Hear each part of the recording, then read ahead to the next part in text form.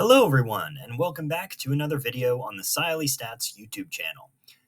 If you'll notice, I'm being an official YouTuber for once and caring about lighting. I closed the blinds behind me, and there's actually my new dorm room has a really nice light here that's like right in front of the desk. So I actually have acceptable lighting this time, which is a first for me. So hope you guys are proud of me. So anyway, let's get into the video here.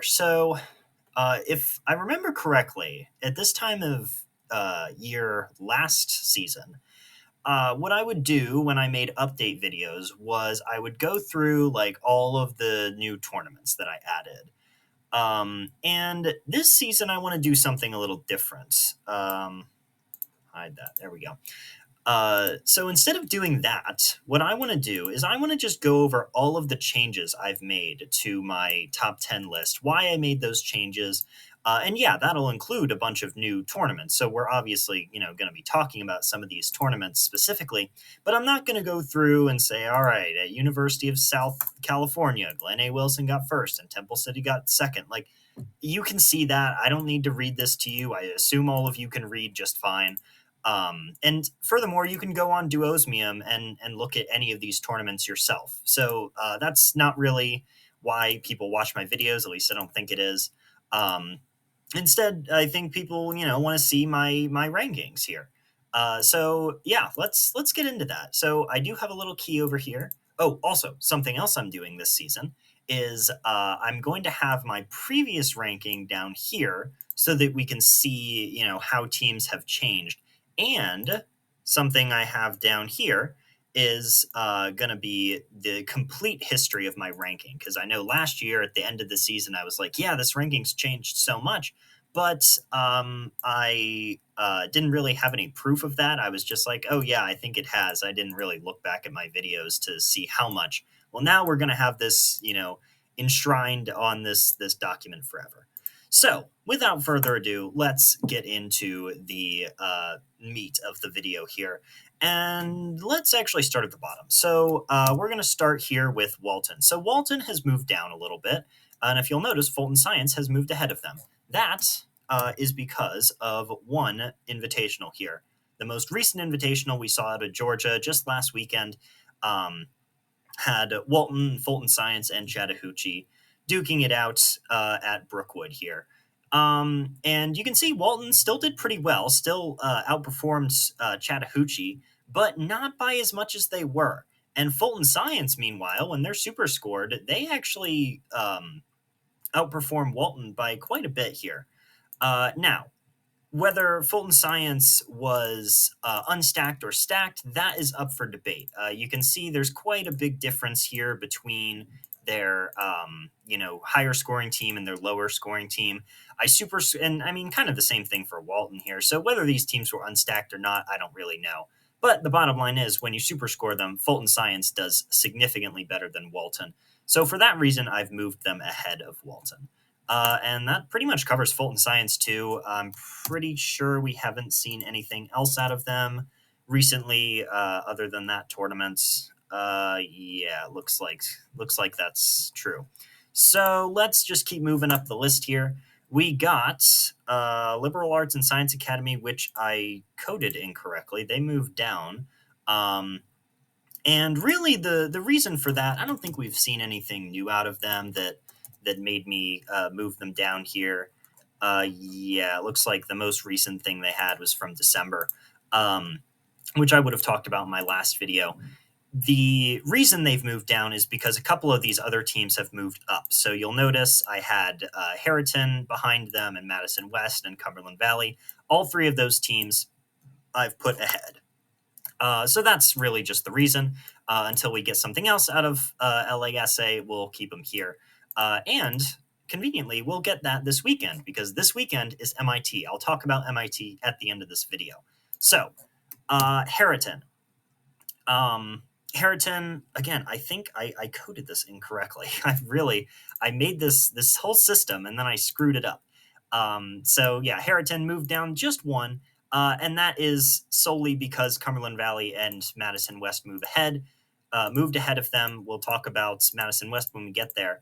But Harriton, again, just haven't really seen anything out of them since Battle at Valley Forge. I think they're going to MIT, if I'm not mistaken. Yes, they are. So that'll be a really good, hopefully very competitive matchup between CV and Harriton, so we can really see where Pennsylvania stands.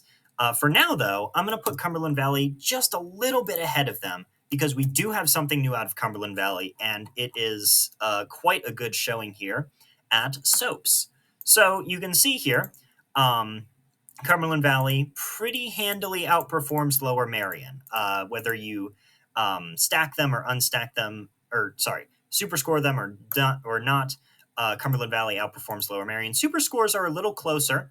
Now, I happen to know that Cumberland Valley was stacked for this tournament. So if Lower Merion was unstacked, then you would be comparing this score and this score. And while Cumberland Valley still outperforms Lower Merion, it's not as close as, it's closer than these two, obviously. But Lower Merion, I mean, I don't know. I don't know if Lower Merion was stacked or unstacked. This is a pretty similar. I mean, Cumberland Valley's gap is actually smaller here than Lower Merion's between their two teams. So I would honestly say Lower Merion. This was Lower Merion's stacked team, and we'd be comparing these two scores. But that's just speculation. So, but even assuming Lower Merion was unstacked and that we should take their super score here, Cumberland Valley still beats them. And because of that strong showing, I moved Cumberland Valley up one. Also, something interesting to note about Cumberland Valley. I know I'm spending a lot of time on them. Very biased towards CV, but at Kenston, I'll show you guys.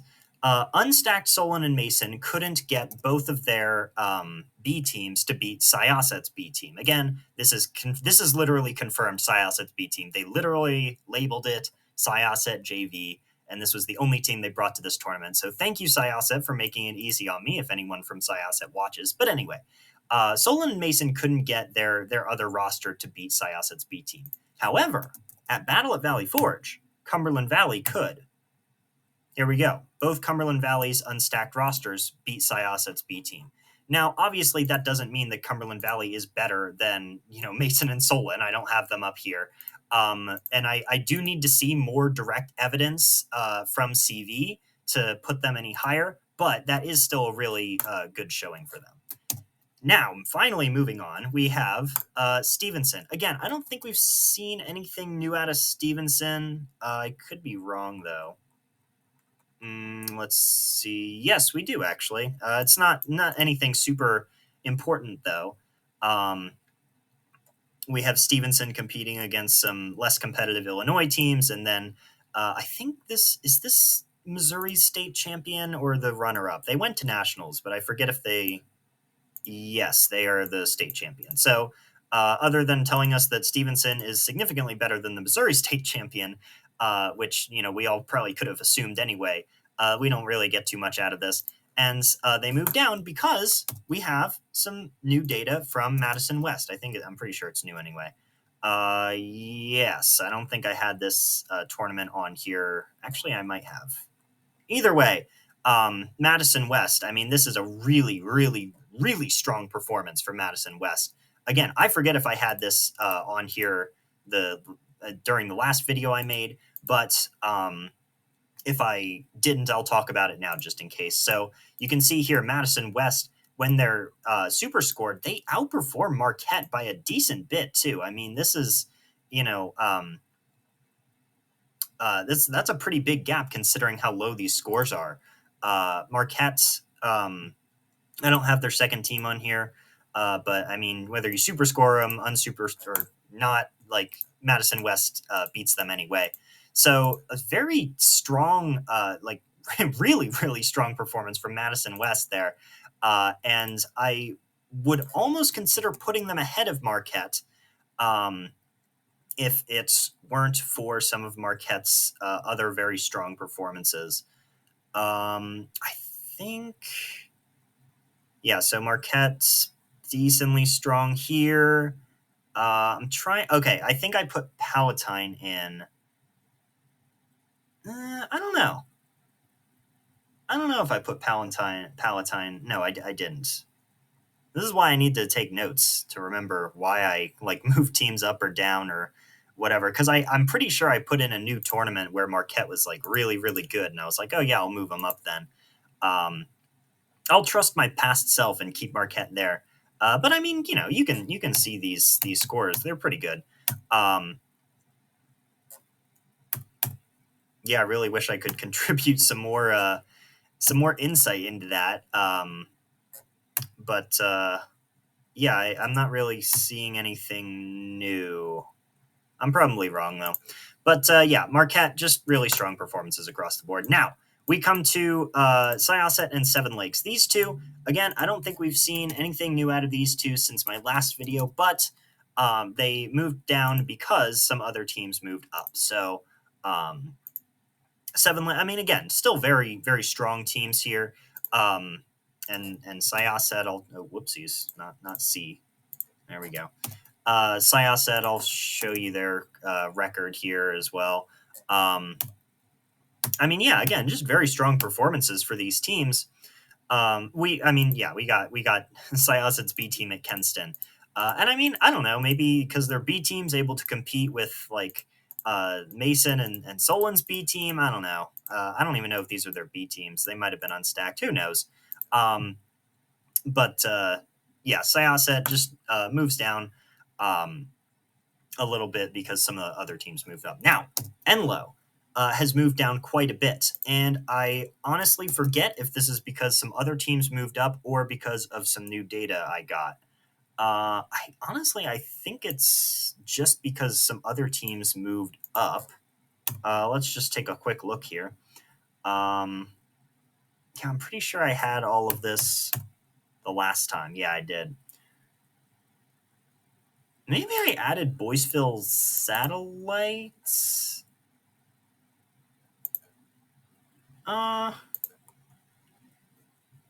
Excuse me. I don't know. Yeah. Anyway, um, whoopsies. I don't know what I just did, but yeah. So Enloe just moves down because, well, okay. I think the reason I moved them down is because of the lack of data. Like we have this tournament, and then the other 3 data points we have here are from the same tournament, all of which are pretty good. But I did move. So let's take a look at some teams that I might actually be able to say some things about here.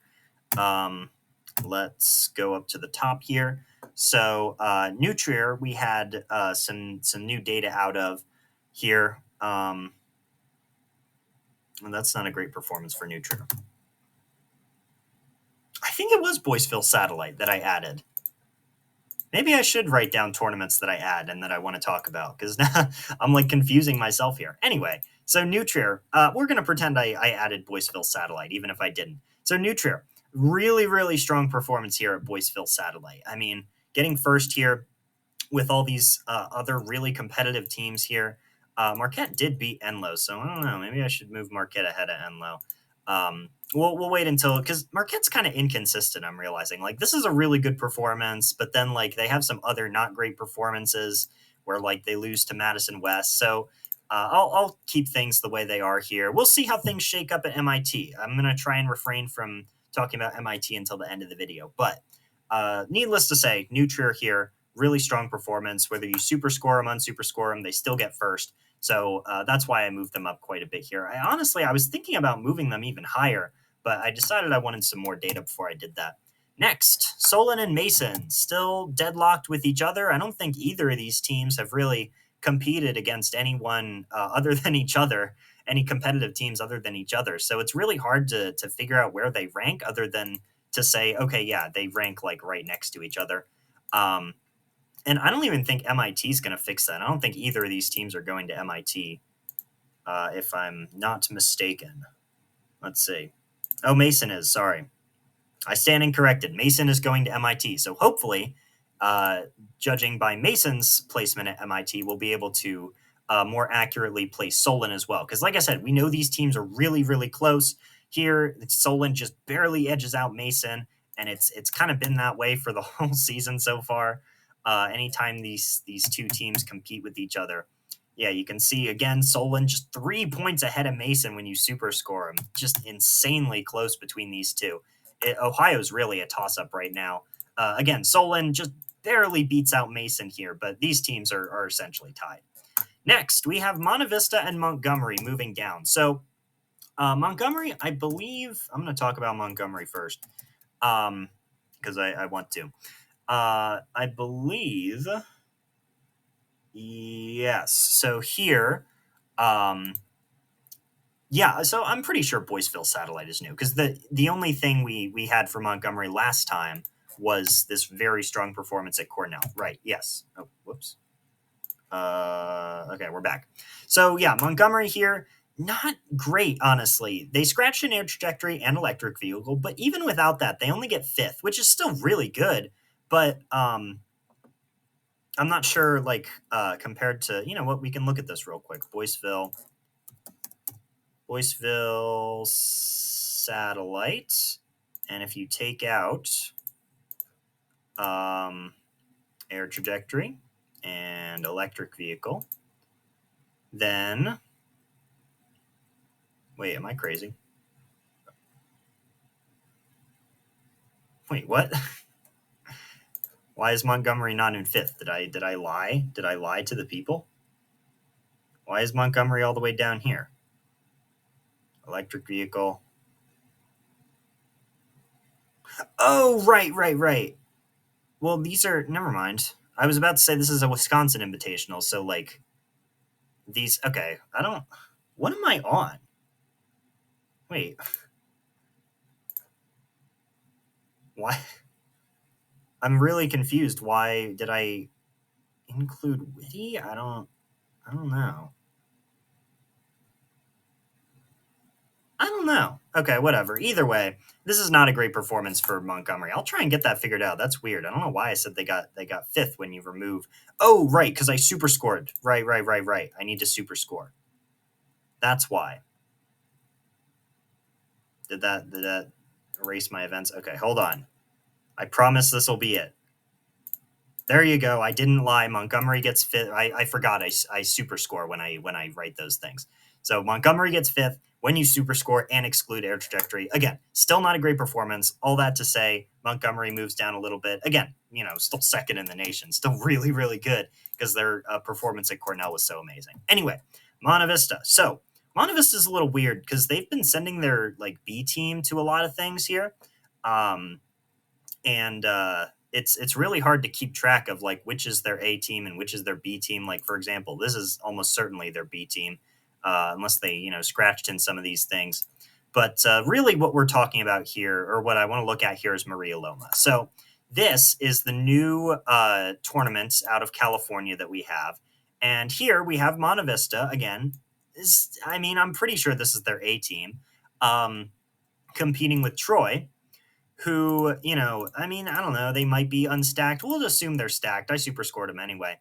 But either way, they do beat Monte Vista. So that's why I moved Troy into first place here. And apart from that, Troy's record just is really good here. Again, competing against some less competitive California teams. But Maria Loma outcompeting Monte Vista like that, really, really noteworthy, very impressive. So that is why I moved Troy into first place. So now let's talk a little bit about MIT. So MIT, I know last year I made a prediction video for it. I'm not going to do that this year. I know a lot of people like my prediction videos, but honestly, I really just don't enjoy making them. First of all, prediction videos are really difficult for me to make because I need to look at all of these teams and look at their entire record. If I'm not predicting events, if I am predicting events, then I need to look at all of these teams in every single event. But even if I'm not, I need to look at all these teams' record across the whole season and then try and judge all of them based on each other. And I really just don't want to do that. And also, prediction videos, this might just be in my head, but I feel like prediction videos can discourage people.